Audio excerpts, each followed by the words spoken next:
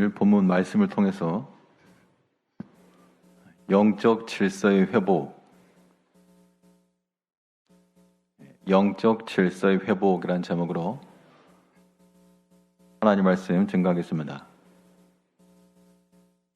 이 땅에 있는 모든 물질은 질서에서부터 무질서로 움직입니다. 그것을 엔트로피 법칙이라고 하는데요. 근데 우리 신앙의 삶은 이 무질서함에서부터 질서로 나가는 겁니다. 오늘 읽었던 내용을 보면 유다 왕의 아하시아가 죽임을 당하고 그의 어머니였던 아달랴가 자기 아들이 죽은 것을 보고 왕의 자손을 다 죽였다 그랬습니다. 언뜻 납득은 되지 않죠. 자기 아들의 손들이니까 친 손자거나 아니면 혹은 관련 있는 자들인데 그래서 죽입니다. 그때 아하시아의 누이였던,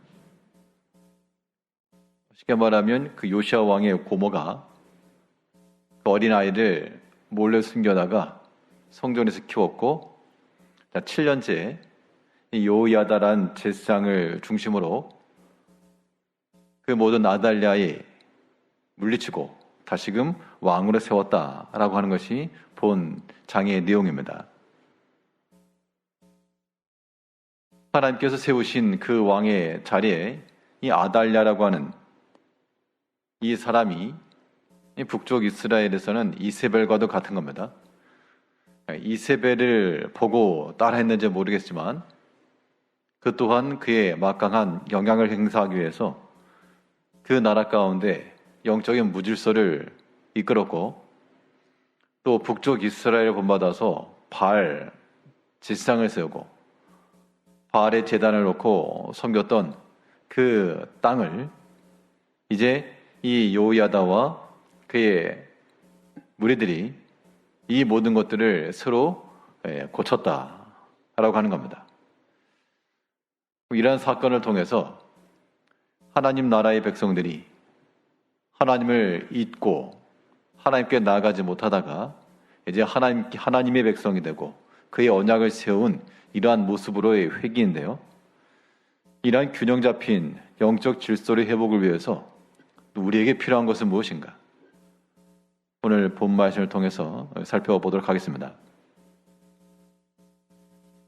먼저 우리의 모든 영적 질서가 회복되려면 성전 중심 생활이 있어야 됩니다.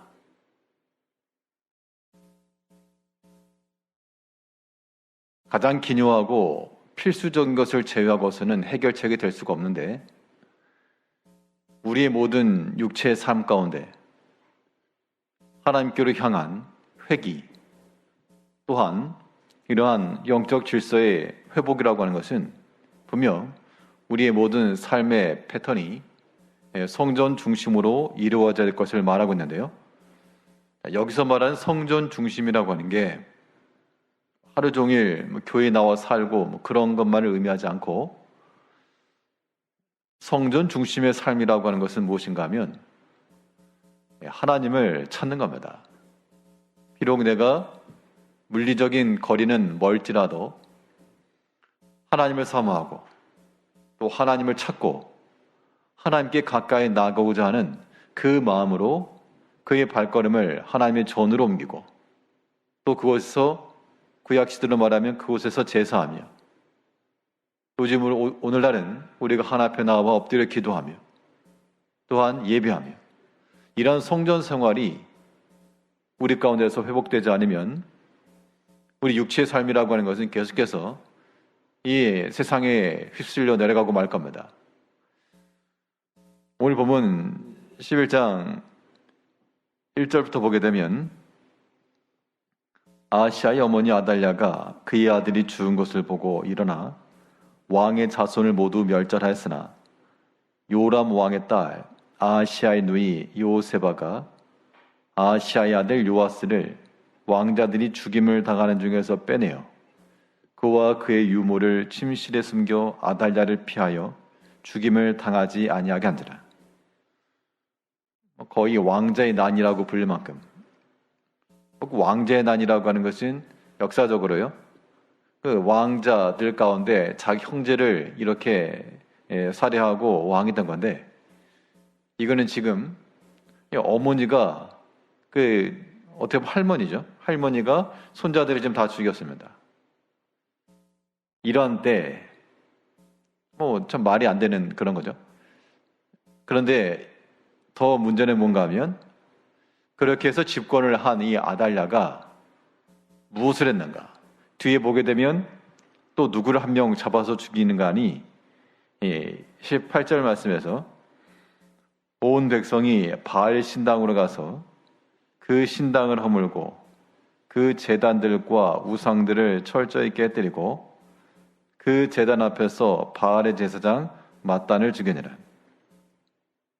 그러니까 다윗의 후손들로, 그래도 유다 왕들은 여호와 보시기에 선하게 행동한 왕들이 많이 있었는데, 근데 이 아달랴가 그 치세 동안에 6년간 치세를 하면서 이 북쪽의 못된 것을 배워가지고 이제 하나님을 찾지 않고 바알을 섬기는 그러한 신당을 세우고 제단을 세웠다는 겁니다. 참 이게 아이러니하게도 이 아달랴라는 사람이, 이 여왕이 왕이 됐으니까요, 하나님을 찾지 않고 성전을 출입하지 않으니까 그것이 도리어 이 아이였던 요시아가 살게 된 이유이기도 했습니다.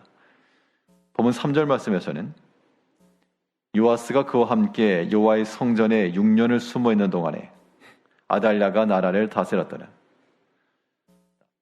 성전이 몇 박 며칠 동안 다녀야 될 만큼의 큰 그런 게 아닙니다. 성전이 그렇게 크지 않죠. 또 그 성전 주위로는 여러 방들도 있었고, 그런데 그 당시는 이제 솔로몬 성전이니까요. 솔로몬 때에 마치었던 이러한 성전이 있었는데, 다시 말하면 6년간 숨어 있었다. 이 아달랴 입장에서는 아마 왕의 자손 누구 하나라도 남아있으면 이거는 화근이 되니까 아마 철저히 찾았을 겁니다. 당연히 할머니가 자기 손자 요시아라고 하는 이 아이가 있는 걸 몰랐을 리가 없고, 당연히 어떤 군사들을 시켜서 다 왕자들을 살해할 때 누구 죽였습니다 보고했을 것인데, 이 마지막 요시아 하나 이거 죽였다는 보고가 안 들어왔다는 것을 다 알았을 것이고, 이거 나중에 살려두면 위험하니까 아무튼 찾아라, 그렇게 해서 죽였을지 모르지만, 그런데 정작 이 성전에 요아스가 6년 동안 숨어 있었는데 발견되지 않았다는 것은 성전이 넓어서가 아닙니다. 꼭꼭 숨어가지고 찾지 못해서 못 본 게 아니고, 이것은 그 당시 아하시아의 어머니였던 이 아달랴가 자기의 혈육들을 죽이고 왕의 자리에 올랐으나 그가 이 하나님의 성전에 출입하지 않았다는 겁니다. 만일 왕이 성전을 출입한다 그러면 혼자 갈 게 아니고 그 호위하는 사람들도 같이 움직일 것이고, 그러면 거기 있는 상황들, 하다못해 어린아이가 우는 소리랄지 그런 것을 낌새를 못 챘을 리가 없는데, 6년 동안 성전에 숨어서 안전했다는 것은 요시아 입장에서는 하나님이 그를 지켜준 장소요, 또 이 아달랴 입장에서는 그가 하나님의 성전을 찾지 않고 하나님을 찾지 않았다라고 하는 그런 증거를 보인 겁니다. 6년 동안 뭘 했을까? 그러니까 왕의 자리에서 할 일들이 많이 있었겠죠. 어디도 갔을 것이고 뭐도 했을 것이고 아무튼 할 거는 많은데, 자기 할 일은 많이 있었지만 그 6년이라고 하는 그 시간 동안에 성전의 출입이 있지 않았다면 그것은 과연 이 제대로 된 삶이겠는가? 이제 우리 여기서 이 아달랴라고 하는 이 자리에 우리 자신을 한번 대입을 시켜보면 우리가 그렇게 극악무도한 사람들은 아닐지라도 죄라고 하는 게 그런데 다 똑같은 겁니다. 자기 혈육을 죽이고 왕에 오른 비난받을 만한 사람이나 하나님 앞에 불순종하며 악한 행실을 저지르는 우리들의 모습이나 다 일반일 것인데 그러면서도 불구하고 할 것은 많고 다닐 때도 많고 자기를 위해서는 충분한 그런 시간이며 또 모든 것을 행할지라도 하나님을 찾기 위해서 성전을 오지 않는다. 6년 동안이라고 그랬으니까 우리 6년을 우리는 한 하루씩 해가지고 6일로 잡으면 6일 동안 하나님 전을 찾아 나오지 않았다. 그러면 그것이 과연 제대로 된 그러한 영적 질서가 되겠는가? 우리의 모든 물리적 환경이라고 하는 것을 우리가 핑계만 하지 않고 하나님을 가까이 하여 하나님을 찾고자 하는 마음이 분명히 있어야 됩니다. 또 우리 모든 성도님들의 발걸음은 하나님이 계시는 곳, 하나님 어디나 계시는데 또 우리가 모이는 곳이죠. 모이는 곳. 이 자리를 우리는 귀하게 여길 줄 알고 또 하나님을 부지런히 찾고자 하는 마음 지니셔야 됩니다. 지금 여기서 아달랴라는 이 왕이 6년 동안 이 성전을 출입하지 않았다는 것은 이건 제대로 된 삶이 아닌 거죠. 우리의 모든 성도들도 우리 엿새의 삶 동안에서 하나님을 찾지 않고 우리의 발걸음이 세상 가운데만 있다 그러면 그건 성전 중심 생활도 아니요 믿지 아니하는 자들과 조금도 다를 바가 없는 그런 삶인 겁니다. 다윗은 시편에서 이렇게 고백했습니다. 내 일평생 동안 내 살아가면서 딱 하나 바라는 게 있습니다. 가정이긴 하지만 만일 우리 자신에게 딱 하나의 요구를 들어준다. 딱 하나의 소원을 말해봐라. 그러면 우리가 구할 것은 대부분 이 땅에 있는 것을 구하실 겁니다. 그런데 다윗은 말하기를 내가 여호와께 바라는 한 가지, 내가 그걸 구하겠습니다. 그 한 가지가 무엇이었는가 하니 물질의 번성함도 아니요 원수 멸함도 아니요 또한 장수함도 아니요 그가 바랬던 단 한 가지는 무엇이었는가? 곧 내 평생에 여호와의 집에 살면서 그 하나님의 아름다움을 바라보며 성전을 사모하는 겁니다. 라고 그랬습니다. 이것은 다윗이 왕이 된 이후 왕궁에 앉아서 한 말이 아니라 그냥 광야 가운데서 하나님의 전을 가까이 나가지 못하는 그 상황 가운데 자기를 죽이려고 하는 그런 사울의 위세가 큰 그 시점에 그가 하나님의 전을 사모한 겁니다. 내가 이 광야 가운데 있으면서 하나님 전에 나가지 못하니 내 마음이 심히 답답하다. 그러면서 내게 구하기를 만일 나에게 하나님께서 한 가지를 들어오신다 그러면 세상의 부함과 원수의 멸함이 아니라 내 평생에 여호와의 집에 살면서 하나님의 아름다움을 바라보겠습니다. 그것이 목표였다는 겁니다. 그러한 목표를 가졌다라고 하는 것은 그의 마음은 영적인 질서가 제대로 잡힌 거죠. 우리 자신의 모습을 보면서요. 내가 과연 하나님을 찾고 있는가? 내 삶은 성전 중심의 삶이 이루어지고 있는가? 라고 하는 것들을 생각을 해봐야 되겠습니다. 성전 중심 생활이라고 하는 것은 말 그대로 하나님의 이름으로 모인 이 자리가 또 실질적으로 우리의 생활의 중심이 되어야 됩니다. 그러니까 우리의 하루의 삶 가운데서나 혹은 일주일의 삶 가운데서 실질적으로 성전에 연관된 일들이 전무해서는 안 되고 그것이 중심이 되어야 될 것을 말하고 있습니다. 이 제사장이었던 여호야다는 이 아달랴를 죽이고 또 그의 모든 바알신과 제사장들을 다 멸한 후 그 다음에 한 일이 무엇인가? 여호와의 성전을 다시금 수직하겠다라고 말했습니다. 19절을 보면 또 백부장들과 가리사람과 호위병과 온 백성을 거느리고 왕을 인도하여 여호와의 성전에서 내려와 호위병이 문 길을 통하여 왕궁 이름에 그가 왕좌에 앉으니 18절입니다. 18절 하반절에 보면 제사장이 관리들을 세워 여호와의 성전을 수직하게 하고, 그러니까 그 당시 바알신을 섬기던 그 모든 제단들, 우상들 다 깨뜨리고 바알상을 멸한 후 하나님을 섬기는 여호와의 제사장을 또한 세웠고 그의 성전을 지키겠다라고 했습니다. 수직하게 했다라고 하는 것은 지키겠다라는 뜻인데요.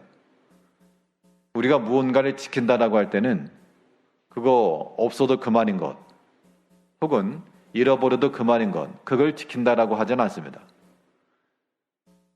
이거 잃어버리면 안 되는 거, 이거 귀한 거, 그거에 대해서 잃어버리지 않기 위해서 우리가 지킨다라고 말하는데, 여호와의 제사장들을 세워 성전을 지키고 잘 관리하겠다, 빼앗기지 않고 잃어버리지 않겠다, 그 뜻입니다.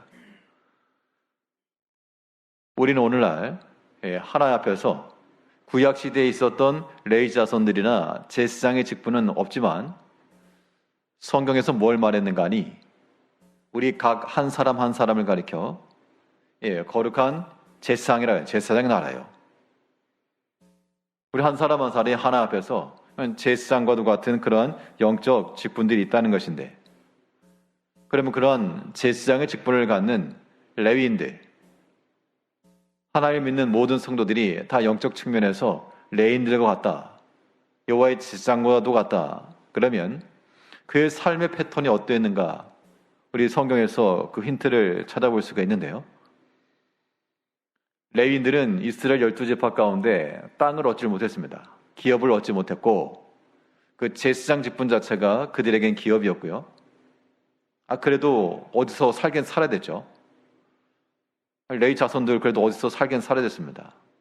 그래서 어떻게 했는가 하면 총 48개의 성읍을 전체 이스라엘 12지파 가운데 골고루 떼서 48개의 성읍을 두고 거기에 레위 자손들이 거하겠습니다. 그 48개의 성읍 가운데 6개는 도피성이었고 그 도피성에 누구든지 죄를 짓고 죽을 수밖에 없는 자들이 그곳에 들어오게 되면 그 제사장이 살아있는 동안 그곳을 떠나지 않으면 산다. 이거는 죄인이 살 수 있는 길을 보여준 구속사적 관점이죠. 그때 그 도피성을 책임졌던 그 지파들이 레위 지파였고, 또 레위 자손들이 48개의 성에 사는데 거기 한 가지 조건이 붙었습니다. 그 48개의 성에서 살되 조건은 성벽에서부터 사방 1000규빗, 거리상으로 1000규빗, 그리고 최대 거리는 2000규빗 안에 거하라 그랬습니다. 성 중앙에서부터 2000규빗이고 성벽에서부터는 1000규빗이라 그랬으니까 1000규빗이면 한 450m 됩니다. 2000규빗 해봐야 1km가 안 되는 거죠. 이수역을 중심으로 하면 사당역, 내방역, 남성역 요 부근에서만 레위 사람들이 살겠는데 거기서 뭘 해야 되는가? 그 성 주변에 있는 그 목초지에서 양을 키우고 소를 키우며 이제 이 목양 일을 했습니다. 그러면서 그 지역에 여러 가지 영적인 일들을 맡았죠. 이 거리라고 하는 것은 결국 이거는 성막을 중심에 두고 이스라엘 백성들이 살아갔던 것을 예표해 준 겁니다. 그걸 재현시킨 거죠.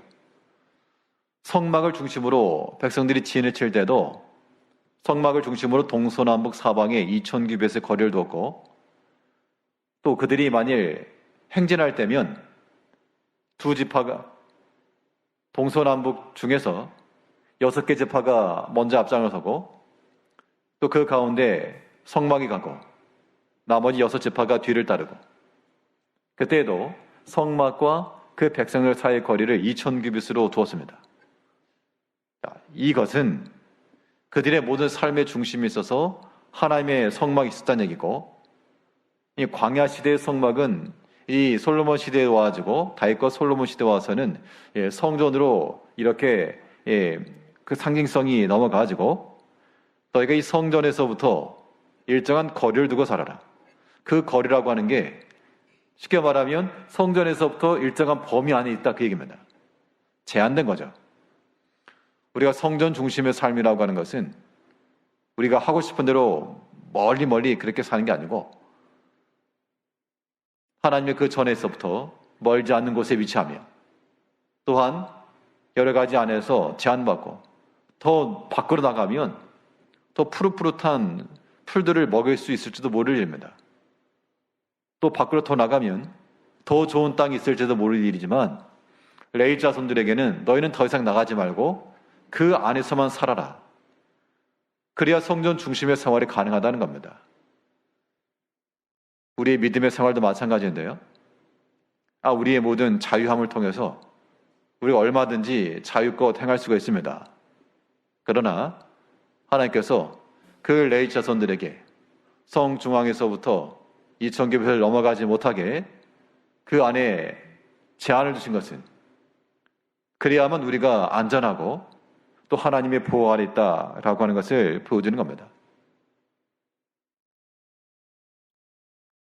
지금도 여전히 우리를 넘어뜨리려고 하는 여러 사탄의 계계를 따라 미혹받지 않고 시험에 들지 않기 위해서라도 우리가 하나님의 전에서 멀지 않도록 거리상이 멀어지지 않도록 물리적 거리도 거리지만 우리의 심적 거리가 멀어지지 않도록 항상 그 성전을 중심으로 해서 살아갈 때 그때 우리의 모든 영적 질서로의 회복이 나타날 겁니다.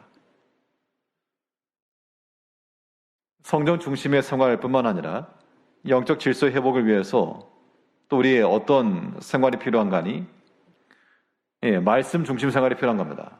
자, 성전 중심 생활이라고 하는 것과 말씀 중심 생활이 별개는 아니지만 특별히 오늘 본문에서 보게 되면 한 가지 중요한 포인트가 있는데요. 이 여호야다의 제사장이 요시야 왕을 세우는 그 과정 속에서 그에게 왕관을 씌워 7살짜리 어린아이인데 그 어린아이에게 왕관을 씌워서 왕이 되었다라고 하는 것을 표시한과 동시에 그에게 또 하나의 무엇인가를 들려주었는데 그의 손에 무엇을 주었는가 하니 이 12절을 보면요.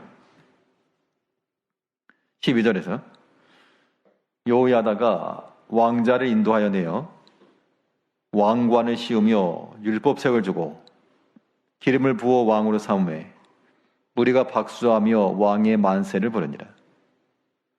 여호야다 제사장이 아달랴를 몰아내고 또한 이 요시야를 세우는 과정 속에서 단순한 왕권을 복귀하는 것으로 그친 것이 아니라 왕관만 씌워준 것이 아니라 그 어린아이 손에 또한 율법책을 주면서 길을 부었다. 결국 이 요시야에게 머리에 씌워진 왕관이나 그의 손에 들려진 율법책이나 같은 거죠. 같은 것으로 봐야 됩니다. 우리가 두 머리에 왕관을 쓰고 돌아다니지 않을지라도 생명의 말씀을 우리가 들고 있다는 것은 이게 우리의 왕관인 겁니다.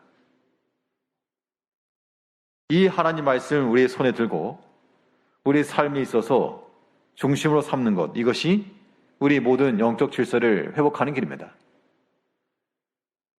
이 율법책을 그에게 손에 주어졌기 때문에 그의 손에 들고 있다는 것은 항상 가까이 할 것을 말하고 있죠. 오늘날은 이 율법책 대신에 다들 스마트폰이 손에 들려져 있어가지고 물론 그 안에 성경책도 있긴 있습니다만 우리가 성전 중심으로 또 하나님 중심의 삶을 살아가려면 우리 손에 가까이 하나님의 말씀이 들려져야 됩니다. 이 세대 가운데서 우리가 쉽게 손에 넣을 수 있는 것들 그거를 잠시 내려놓고 하나님의 말씀을 손에 잠시 쥐어진다는 것은 그거 바른 삶이에요. 바른 삶. 요즘 책을 읽는 사람이 많지 않는데요. 우리가 성경책을 들고 그 성경 읽기 위해서 집 안에서라도 좀 구별된 자리에서 아무 데서나 읽을 수 있지만 항상 읽던 그 자리에서 함께 읽고 또 그 성경을 읽기 위해서 또 주변을 좀 정리하고 뭐 그러다 보면 방도 정리하고 내 마음도 정리하고 그런 가운데서 하나님의 말씀을 읽고 묵상하게 되면 반드시 하나님께서 그 말씀을 읽고 듣고 하는 그 백성들의 심령 속에 하나님께서 감동하지 않으실 리가 없습니다. 그런 데서 깨닫는 하나님의 말씀이 우리의 굉장히 큰 울림이 되고 때로 우리의 복잡한 사건의 해결책이 되기도 하고요. 또한 길을 열기도 한다는 겁니다. 그런 체험들이 우리에게 있을 때라야 하나님의 말씀을 더 힘써 보는 거죠. 성경을 가까이 하시고 성경을 손에 들었다는 것은 뭐를 쓴 것과 똑같다? 예. 12절에 그랬잖아요. 요야다가 왕자를 인도하여 내어 왕관을 씌우며 율법책을 주고 율법책을 손에 들었다는 것은 왕관 쓴 거니까 우리의 왕관은 없어도 하나님의 말씀, 이 성경의 말씀을 들고 있다는 것은 이 왕관을 쓰는 것과 똑같다. 왕관을 쓰는 것만이 문제가 아니고 이제 실제로 왕의 그러한 권세를 나타내려면 그 하나님 말씀에 우리는 더욱 가까이 하여 그 말씀을 읽고 듣고 또한 들어야 됩니다. 말씀을 가까이 하여 듣는 것이 우매자의 재물보다 낫다 그랬습니다. 우리 모든 성도님들께서 하나님 말씀을 다들 사랑하고 사모하고 기뻐하시겠으나 그 모든 열망과 열정이라고 하는 것이 단순히 말로서만 하나님 말씀을 사모하고 기뻐합니다가 아니라 우리의 마음이 하나님의 말씀으로 동하고 또 그의 말씀을 들을 때마다 혹은 그 말씀을 묵상할 때마다 그 기회를 따라서 하나님의 말씀을 찾는 것, 이것이 말씀 중심의 생활이요, 이것이 무너져버린 우리의 삶에 있어서 영적 질서를 회복하는 길이 되는 겁니다. 6년 동안 이 아달랴가 권세 자리에 있으면서 그가 하나님의 성전을 찾지 않고 도리어 바알의 제단을 쌓고 그 제사장들을 세우고 그 개인의 신앙도 그러하지만 그 주변에 그를 섬기던 사람들도 다 그를 본받았을 것이요, 또 백성들도 뒤에 보면 이제 백성들이 즐거워했다, 성에 평온했다. 그걸 보게 되면 그 아달랴의 집권 시기 동안 그 백성들의 마음속에는 불안이 있었고 또한 채워지지 아니하는 마음이 있었고 평온치 못했다는 얘기죠. 우리가 하나님의 말씀 가운데 거하지 아니하면 우리 마음에 평안이 없는 겁니다. 반대로 우리 여러 가지 상황과 형편이 어려워도 주의 말씀이 내 마음을 견고히 붙잡고 있으면, 확실하게 붙잡고 있으면 우리는 살 수 있는 겁니다. 하나님 우리를 붙들어 주시면 사는 거죠. 비록 대롱대롱 매달려 있을지라도 떨어지지 않고 붙들려 있는 겁니다. 하나님께서 우리 모든 주의 성도들을 그의 은총 가운데 거하게 하시고 또 모든 은혜와 복을 주시면서 우리를 살아가게 하시는데, 우리가 재앙 가운데 빠져서 죽는 것이 하나님의 기뻐하신 뜻이 아니라 그랬으니까 우리가 평안하고 또 소망 중에 거하는 것, 이게 하나님이 기뻐하신 뜻이라 그랬습니다. 이제 우리가 기회를 따라 하나님의 말씀을 가까이 하며, 말씀을 가까이 한다라고 하는 것은 그냥 읽었다 들었다 그 정도가 아니고요, 우리가 읽은 말씀이나 들은 말씀이 이제 우리 삶에서 이게 실질적으로 적용이 되고 말씀을 원칙으로 삼으며 살아가야 됩니다. 그게 말씀 중심의 삶인 거예요. 말씀 중심의 삶이라고 하는 것은 우리 손에 주의 말씀을 들고 가까이 하는 것이요, 또한 그 말씀을 원칙으로 삼고 나가야 됩니다. 우리 보면 11장 15절을 보면 제사장 요야다가 군대를 거느린 백부장들에게 명령하여 이르되 그를 대열 밖으로 몰아내라. 그를 따르는 자는 모두 칼로 죽이라 하니 제사장이 이 말은 여호와의 성전에서는 그를 죽이지 말라 하매라. 여호야다 이 제사장 입장에서 보게 되면 6년을 기다린 겁니다. 제사장 입장에서 봤을 때 지금 아달랴의 모든 행위가 합당했는가? 그렇지 않죠. 이건 분명 잘못된 것이라고 하는 것을 그가 알고 있었습니다. 그런데 그럼 왜 그동안 가만히 있었는가? 그러니까 하나님께서 무엇인가 잘못된 일이 벌어졌다, 그러면 그 당시 이 여호야다 제사장이 이건 안 된다 이거. 내가 일어나서 이거 바로 잡겠다. 해서 만약 그 당시에 칼을 들고 일어났다 그러면 아마 그는 그 뜻을 이루지 못했을 겁니다. 하나님께서 6년간 참으신 거죠. 하나님께서도. 그는 어떻게 할 것인가? 가만히 넉넉히 보고만 있어야 되는가? 하나님의 때까지는 보고 있으셔야죠. 그럼 심판 어떻게 합니까? 심판 하나님 하시는 하나님께서. 내가 지금 심판하려고 하니까 내가 견디지 못하는 거지. 하나님께서는 좀 기다려라. 근데 우리가 기다리지 못한다. 지금 이 여호야다 제사장이 하나님 그래가지고 어떻게 하나님의 공의와 정의가 서겠습니까? 어떻게 이 하나님 백성들이 본이 되겠습니까? 지금 일어나겠습니다. 만약 그랬다면 하나님께 불충한 것이고 그가 아마 먼저 죽었을지 모를 일입니다. 6년이라고 하는 시간 동안 참았죠 사실. 그걸 보면서 다른 일반 백성들도 그랬다면 이 여호야다의 제사장은 마음은 더 상했을 겁니다. 이 일을 어찌 알고 하나님 앞에 이 일을 어떻게 합니까? 이 나라가 어떻게 되어갑니까? 하나님의 공의는 어디 있습니까? 그런 고민했었겠죠. 그래서도 사람의 생각을 따라서 행하지 않았다. 이걸 우리가 봐야 됩니다. 또 성전에서는 그를 죽이지 말라. 지금 당장 그의 눈에 보이는 대로 그를 잡은 게 아니라 하나님의 성전 내에서 피를 흘리게 할 수 없으니 그 말씀을 따라서 그렇게 행하지 않는 것을 또한 실행해 가면서 이 일을 이루어갔습니다.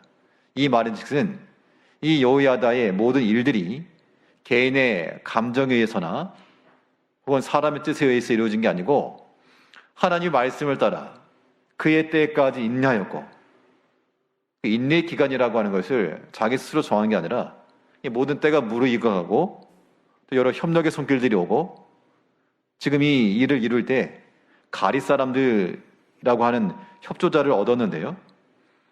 이 가리 사람이라고 하는 사절을 보니까 7째 해에 여호야다가 사람을 보내 가리 사람의 백부장들과 호위병의 백부장들을 불러 데리고 여호와의 성전으로 들어가서 그들과 언약을 맺고 그들에게 여호와의 성전에서 맹세하게 한 후에 왕자를 그들에게 보이고 가리 사람이라고 하는 것은 쉽게 말하면 이방 용병들입니다. 그렛 사람들 혹은 블렛 사람들이라고도 말하는데 그 사람들과 함께 언약을 맺고 또한 그가 6년간 인내한 후 또 마지막 일을 이룰 때에도 하나님의 말씀을 따라 성전에서는 그 피를 흘리지 않고 하나님의 말씀을 원칙으로 삼아 일을 이루어 나갔습니다. 이게 말씀 중심의 삶인 것이고 이렇게 해서 영적 질서를 회복시킨 겁니다. 우리 모든 성도님께서도 왕관의 무게만큼이나 하나님의 이 율법책과 이 생명의 말씀을 가까이 하시고 아니면 성경책 들고 오지 마시고 머리에 이고 오시든가 왕관 썼다 내가 왕관 쓰고 간다. 또 그 말씀을 우리가 듣고 깨달아 사람의 생각을 앞세우지 말고 하나님의 때까지 인내하시면서 그 말씀을 나에게 철저히 적용시키면서 나중에 이 바알 제당을 부술 때 철저히 부쉈다 그렇게 말했죠. 그냥 부순 게 아니고 우상들을 철저히 깨뜨렸다. 18절 말씀에서 온 백성이 바알의 신당으로 가서 그 신당을 허물고 그 제단들과 우상들을 철저히 깨뜨리고 어설프게 남겨두면 그 전에 예후라고 하는 사람이 어설프게 깨뜨렸다가 다시 바알을 섬겨 말았는데요.